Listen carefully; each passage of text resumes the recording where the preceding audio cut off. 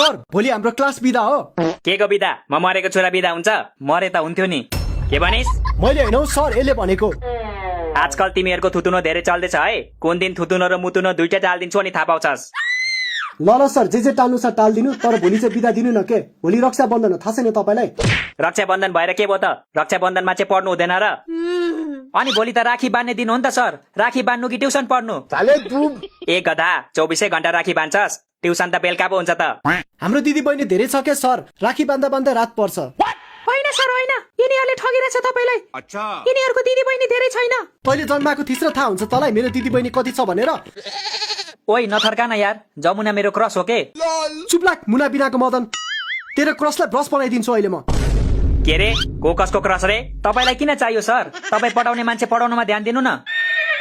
त पनि पढ्ने मान्छे पढ्नमा ध्यान दिनु त। किन क्रसको कुरा गर्छस्? यसको ध्यान त जहिले जमुनातिर हुन्छ सर, पढ्नुमा कसरी ध्यान दिन्छ? हो सर हो, यसले जतिखेर नि जमुनालाई हेरिरहेको हुन्छ। केरो बाउले भन्यो होला मार्छ। हो जमुना, यसले तिमीलाई जतिखेर नि हेरिराख्छ हो। हो सर हेरिरहेको हुन्छ, अनि मैले हेर्ने बित्तिकै नाक कोटाउँदै यताउति हेरे जस्तो गर्छ। पक, तँलाई जाने छु मैले। तेरो जवानी चढ्दै छैन त?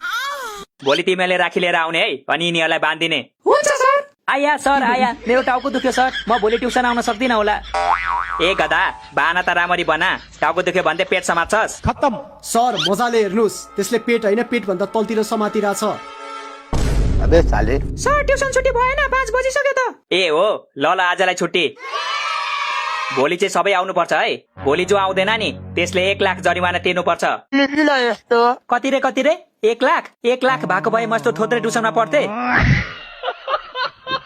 स्टुडेन्ट्स, सबैलाई रक्षाबन्धनको धेरै धेरै शुभकामना छ है। Thank you sir, same to you.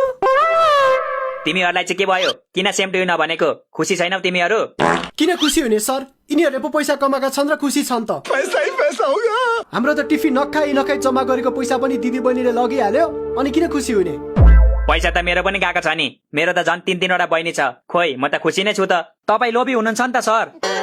यत्रो कमाएर पनि कुनै बहिनीलाई 100 भन्दा माथि दिनु भएन होला। दिनु भयो त? यसलाई कसरी थाहा भयो? तैँले कसरी थाहा पाइस्? म थाहा पाइहाल्छु नि सर। तपाईँको अनुहार हेरेरै थाहा हुन्छ तपाईँ 1 नम्बरको लोभी हुनुहुन्छ भनेर। अनुहार हेरेर चाहिँ कसरी थाहा हुन्छ? सरको अनुहारमा लोभी लेखेको छ र? शाबास। हेरै सुन्तली, म तँलाई लास्ट चोटि भन्दैछु, म बोलेको बेलामा बिचमा नबोल, नत्र फेरि। नत्र के गर्छस्? नत्र तेरो र सरको बिहे गरिदिन्छु। मलाई लाज लाग्दैन यस्तो बोल्नु।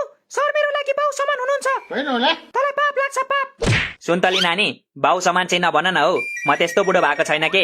भर्खर 40 वर्ष पुग्दैछु। त्यही त 40 वर्षको मान्छेलाई कहाँ बाउ भनिरहेको तिमीहरूले? हजुरबा भन हजुरबा। ओइ, यस्तो जवान सरलाई हजुरबा भन्छस्? अझै पनि सरलाई देखेर केटीहरू पुक्लुक ढल्छ।